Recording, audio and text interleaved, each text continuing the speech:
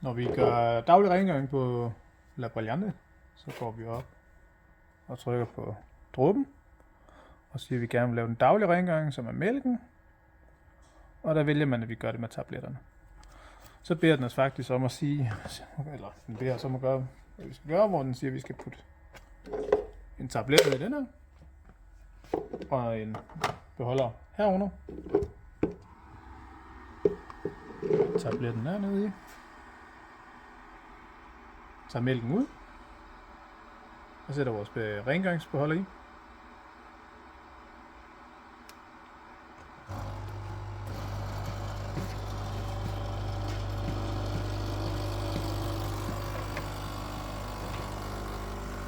Og så venter vi ellers bare på, at den bliver færdig. Det tager et par minutter, og så når den kører selv vand ud, og du ser selv, og når den er færdig, så